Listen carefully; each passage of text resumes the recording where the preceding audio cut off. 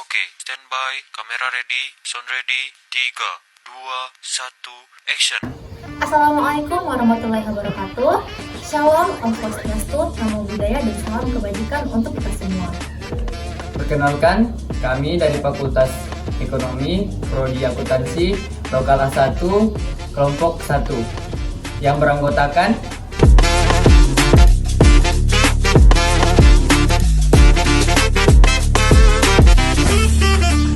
Kami akan melakukan wawancara terhadap salah satu generasi milenial dan generasi Z untuk mengetahui seberapa cinta mereka terhadap tanah air.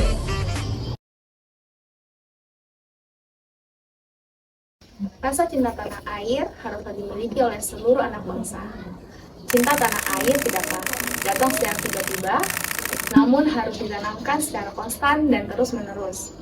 Akan tetapi, di era globalisasi saat ini, arus informasi dari luar dapat berdampak negatif yang mengakibatkan rasa cinta terhadap tanah air tidak sekuat dahulu kala. Semakin maju teknologi, seharusnya semakin pandai menyaring budaya yang tidak sesuai dengan jati diri bangsa. Namun, yang terjadi, budaya negatif justru semakin berkembang. hal ini berdampak terhadap sesama generasi milenial dan generasi Z yang rasa cintanya akan tanah air menurun bahkan mungkin tidak ada, seperti rasisme terhadap sesama, pemberontakan di wilayah tertentu, konflik terhadap sesama warga Indonesia, lebih menghargai budaya luar daripada budaya sendiri. Oleh karena itu, kami di sini akan mewawancarai beberapa generasi milenial dan generasi Z terhadap seberapa besar cintanya akan tanah air.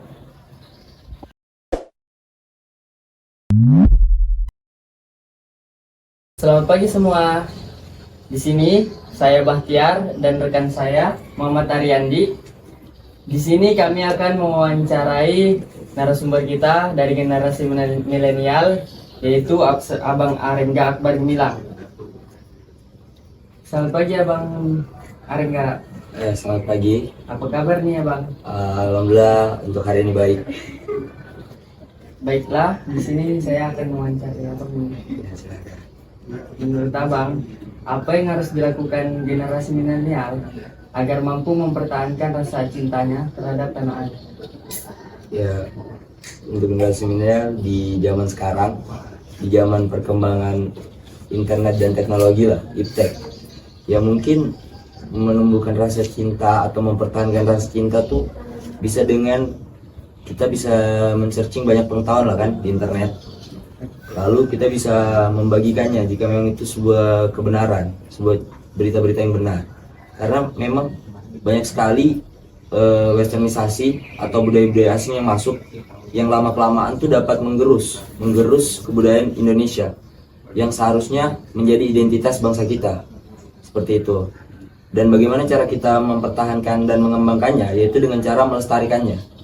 Melestarikan budaya-budaya Indonesia agar kita tidak lupa kepada identitas kita, seperti itu.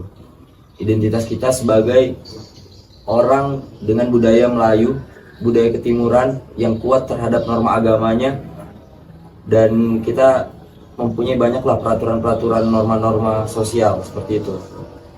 Dan masuknya budaya barat kan, itu lama-lama bisa mengikis dengan menjunjung tinggi liberalisme atau kebebasan yang nantinya bisa melunturkan budaya kita yang dimana kita punya yang namanya aturan. Apalagi kita adalah salah satu negara yang dimana dengan pemeluk agama terbanyak. Bahkan di KTP sekalipun harus diisi tuh 6 agama yang diakui. Seperti itu. Mungkin sekarang ada sih satu yang bisa diisi, yaitu kepercayaan. Seperti contohnya itu Sunda Wiwitan, itu bisa diisi kepercayaan. Intinya dengan tidak lupa identitas kita sebagai bangsa Indonesia, kita bisa tetap mempertahankan rasa cinta tanah air, rasa nasionalisme, seperti itu. Oh, baik, jadi menurut Abang tuh untuk mempertahankan rasa cinta itu kita harus menemukan rasa nasionalisme yang tinggi Bang ya? Iya. Oh ya, kalau gitu kita lanjut. Bagaimana nih menurut Abang melibatkan diri Abang dalam kegiatan sosial atau kemanusiaan untuk membantu sesama, baik itu di luar kampus atau di dalam kampus? Yang pastinya kita harus punya rasa empati dan simpati dulu antar sesama. Kita harus ringan tangan dan adanya kesadaran dari diri sendiri. Selain adanya kesadaran, kita juga harus paham apa artinya tanggung jawab. Tanggung jawab sebagai generasi-generasi produktif atau generasi-generasi yang memang dimana kita tuh memiliki kelebihan daripada orang-orang yang mungkin sudah beranjak tua atau mungkin yang baru berkembang. Jadi bagaimana cara kita kepedulian ya? Iya. Kepedulian sosial, yaitu kita harus ikut terlibat aktif. Kalau di kampus contohnya kita harus ikut dalam organisasi, lalu kalau di sosial mungkin kita bisa ikut dalam Karang Taruna dan mungkin program-program kerja yang diadakan di RT atau kelurahan masing-masing seperti itu. Yaitu dengan melibatkan diri dalam kegiatan organisasi dan Karang Taruna, dan juga ada yang di dalam kampus yaitu ikut apa tuh Bang? Organisasi ya. Iya. Itu bisa melibatkan Bang ya dalam kegiatan sosial kita. Bisa, sangat bisa sekali. Lalu apa yang Abang lakukan pada saat memperingati Hari Kemerdekaan Indonesia pada tanggal 17 Agustus yang lalu? Jika 17 Agustus yang lalu, dan mungkin masih berhubungan dengan pertanyaan poin kedua tadi, yaitu melibatkan diri dalam sosial, yang pastinya saya mungkin di 17 Agustus yang lalu saya sempat menjadi panitia di daerah saya ketika adanya lomba. Mungkin kan 17 Agustus biasa diperingati sama lomba tuh.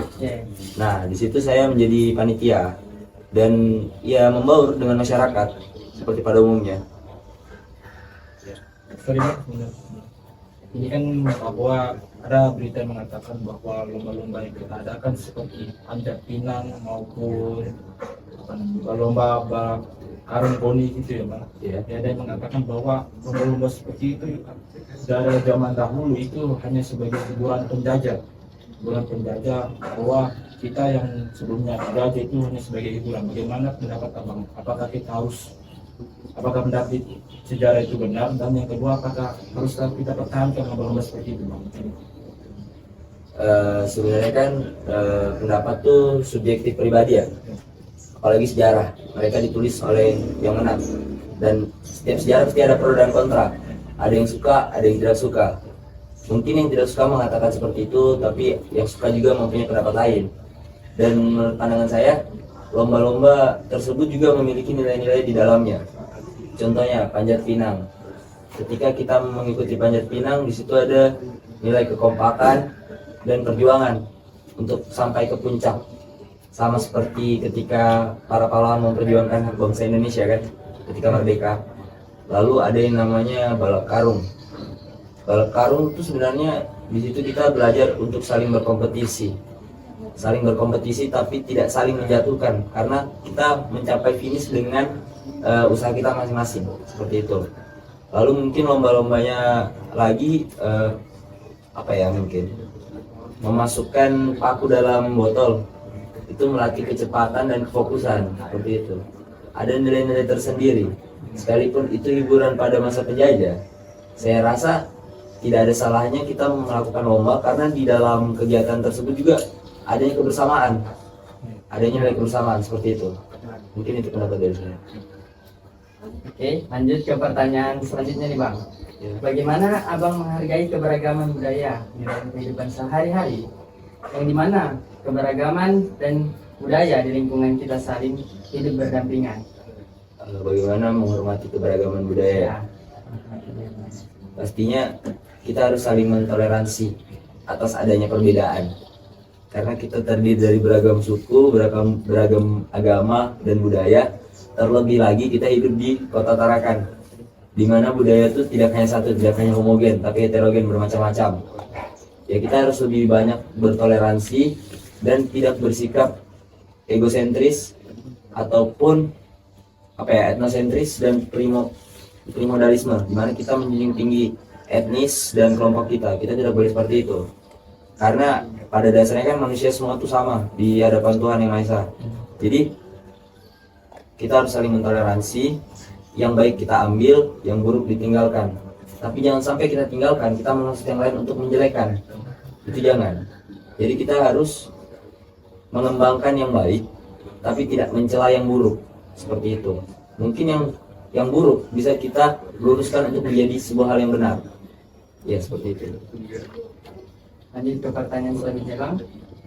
Menurut Abang nih, apa tantangan terbesar yang dihadapi oleh generasi milenial terhadap perpecahan sesama, dan bagaimana cara Abang untuk dapat mengatasi permasalahan tersebut? Perpecahan sesama. Ya sih, karena tadi adanya etnosentris dan primodalis yang dimana mendahulukan kepentingan etnis dan kelompoknya, itu menimbulkan perpecahan, rasa tidak suka, rasa iri antara satu golongan dan golongan lain kan. Mungkin ada banyak konflik, contohnya mungkin di kota kita juga pernah ada konflik di mana-mana, mungkin antar remaja, antar sesama. Yang lebih banyak yang saya tahu di Tarakan sih kemarin pernah ada antar remaja. Bagaimana cara menghilangkannya? Ya kita harus menumbuhkan rasa cinta tanah air, nasionalis, bahwa kita sama-sama bangsa Indonesia, kita sama-sama hidup di Tarakan, jadi harus saling menghargai dan mentoleransi, seperti itu. Dan lewat apa itu ditanamkan? Mungkin dari saya lewat lembaga-lembaga pendidikan yang ada, karena pastinya di Indonesia sudah wajib pendidikan 12 tahun kan. Jadi mungkin lewat lembaga-lembaga pendidikan bisa ditanamkan rasa cinta tanah air dan sikap saling toleransi antar sesama. Mungkin itu sih. Oh, jadi menurut Abang nih, untuk tantangan yang kita harus hadapi sebagai kaum generasi milenial itu yaitu dengan memperbaiki pendidikan Ya. untuk Generasi selanjutnya. Sorry Bang, sebelumnya Ya boleh. ini kan sudah wajib belajar 12 tahun. Ya. Tujuannya kan untuk menumbuhkan rasa nasionalisme Bang. Tapi kan kita tahu bahwa tidak semua, walaupun sudah sekolah 12 tahun, tidak semua bisa tumbuh rasa nasionalismenya selama dia bersekolah. Kira-kira itu tanggung jawab siapa Bang? Tanggung jawab gurunya sebagai sebagai pemberi materinya, atau siswanya yang bertanggung jawab jika tidak tumbuh sama sekali rasa nasionalisme dalam tubuhnya? Saya rasa untuk tanggung jawab menumbuhkan rasa nasionalisme, tanggung jawab kita semua, baik orang tua, lingkungan, maupun lembaga pendidikan. Tapi saya rasa membentuk sebuah karakter seseorang bukanlah hal yang mudah. Bahkan 12 tahun pun tidak dapat membentuk karakter seseorang jika dia tidak ingin karakternya diubah. Mungkin lingkup terkecil adalah keluarga. Jadi keluarga yang mempunyai peranan besar, karena keluarga juga merupakan instansi pertama atau lembaga pertama yang ditemui oleh anak. Jadi bagaimana orang tua mendidiknya itu menjadi hal yang penting. Lalu dilanjutkan ke sekolah dan masyarakat. Kenapa lembaga pendidikan juga penting? Karena di lembaga pendidikan saya rasa anak-anak berbaur. Kenapa berbaur? Karena ketika mereka masuk SD, mereka diberikan seragam. Sebenarnya fungsi seragam itu untuk memperkecil kesenjangan antara masyarakat, antara siswa satu dengan siswa lain. Makanya diadakannya program seragam yang sampai sekarang masih kita gunakan kan. Seperti itu sih, tanggung jawab semua. Pertanyaan selanjutnya Bang, sebutkan satu tokoh sejarah yang menginspirasi Abang nih selaku generasi milenial. Tokoh sejarah yang menginspirasi saya mungkin Ki Hajar Pendidikan, karena memang tokoh pendidikan yang sampai sekarang sangat besar jasanya bagi kita. Jadi menurut Abang tuh yang paling menginspirasi Abang tuh dalam sebagai generasi milenial tuh yaitu Ki Hajar Dewantara ya, selaku Bapak Pendidikan. Oke, lanjut ke pertanyaan terakhir. Ini pertanyaan penutup kita Bang ya. Baik, apa harapan Abang selaku generasi milenial untuk masa depan Indonesia, dan apa yang Abang lakukan untuk mewujudkan hal tersebut?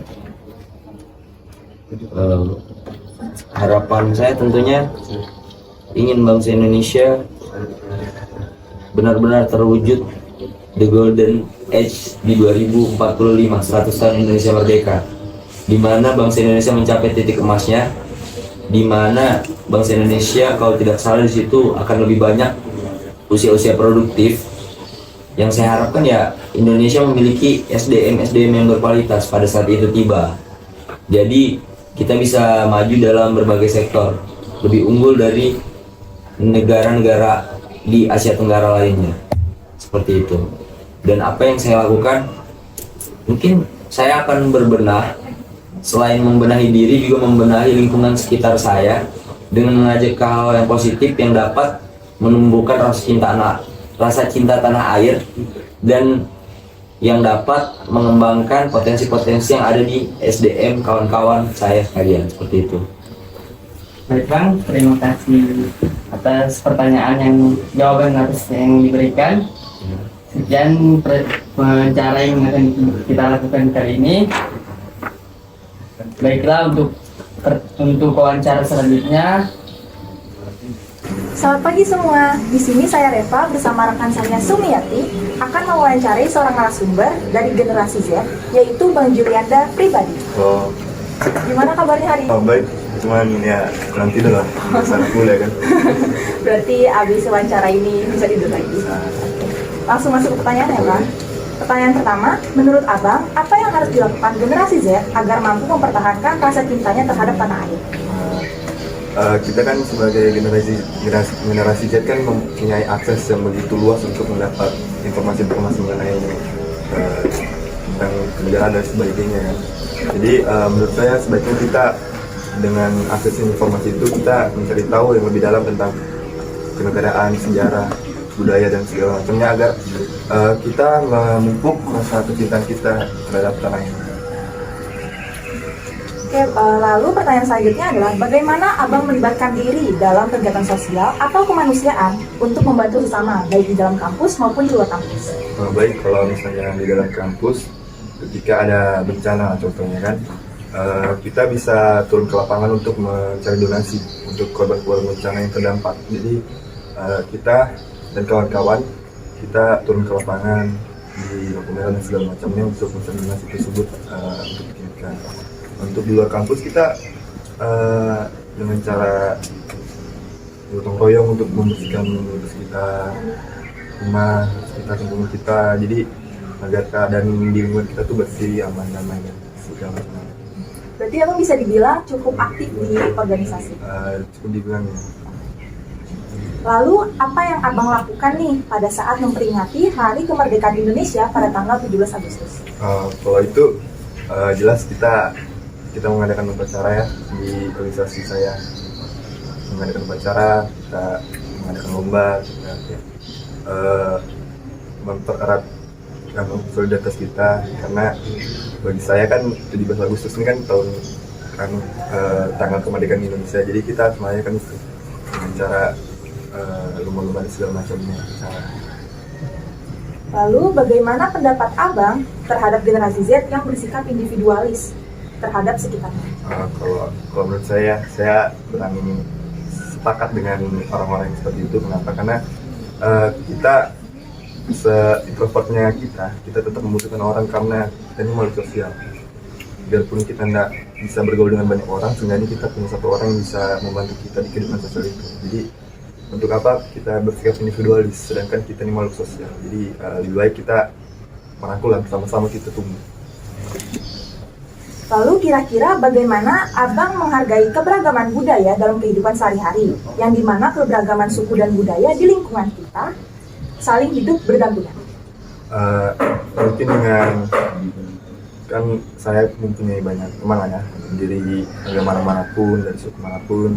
Jadi di lapangannya kita cukup mentoleransi mereka dengan keberbedaan mereka dengan kita. Jadi kayak saling berdampingan, saling mensupport lah kalau ada kegiatan dan segala macam, kita sama-sama support untuk kepentingan kita bersama.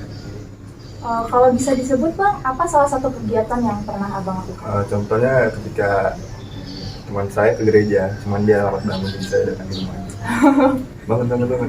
Oh iya, saling mengingatkan. Ya, gereja. Lalu pertanyaan selanjutnya adalah, menurut Abang, apa tantangan terbesar yang dihadapkan generasi Z terhadap perpecahan sesama dan bagaimana cara Abang untuk dapat mengatasi permasalahan tersebut? balik lagi ke poin awal yang saya bicara, karena informasi kita yang kita dapat nih terlalu luas dan banyak lah, beragam. Jadi kemungkinan besar akan ada berita-berita palsu yang akan menyerang kita sebagai generasi Z, menyerang kita dengan entah itu ideologi dan segala macamnya, untuk memecah kita, memecah negara ini, memecah kesatuan kita. Nah, jadi solusinya kita perlu memfilter informasi-informasi yang kita dapat, terus kita juga harus memperdalam kewarganegaraan kita, materi-materi tentang kewarganegaraan, kecintaan tanah air dan segala macamnya kita harus gencarkan, jadi agar benteng kita ini kuat. Lalu apa boleh Abang sebutkan satu tokoh sejarah yang menginspirasi Abang sebagai generasi Z? Tan Malaka. Kenapa? Karena Tan Malaka tuh saya membaca buku-bukunya dan biografinya, saya seperti dipaksa untuk berpikir di situ, berpikir taktis, strategi segala macamnya. Lalu terakhir nih, apa harapan Abang untuk masa depan Indonesia dan apa yang akan Abang lakukan untuk mewujudkannya? Mungkin kayak kedengaran template aja banyak, cuman saya harap Indonesia kembali lebih bersatu, lebih merapatkan diri, lebih optimis untuk membangun negeri ini dengan cara berpendidikan. Salah satunya kita berpendidikan selain untuk kepentingan kita juga berkontribusi untuk negara. Terus dengan cara membangun bangsa dengan bayar pajak segala macamnya, itu juga termasuk salah satu membangun negara lah dengan membayar pajak tersebut. Oke, baik, sekian pertanyaan yang saya dan rekan saya ajukan kepada Bang Jul selaku narasumber. Terima kasih atas waktunya ya Bang, maaf apabila ada salah kata. Oh. Ya. Oke, Bang. Dadah. Baik, dari wawancara tadi bisa kita lihat bahwa rasa cinta akan tanah air oleh kedua narasumber, baik itu dari generasi milenial maupun generasi Z tadi, tentu sangatlah tinggi. Hal ini diharapkan juga dimiliki oleh generasi milenial dan generasi Z lainnya, baik itu melalui jenjang pendidikan, lingkungan sosial, terkhusus lingkungan keluarga yang memiliki peranan penting dalam mendidik para generasi penerus bangsa agar bisa mempertahankan sifat rasa cinta akan tanah air dan sikap nasionalisme yang tinggi di era perkembangan teknologi yang berkembang sangat pesat saat ini. Baik, kami dari kelompok 1 mengucapkan apabila ada kesalahan mohon dimaafkan. Wassalamualaikum warahmatullahi wabarakatuh. Dadah. Indonesia Merdeka Bersatu.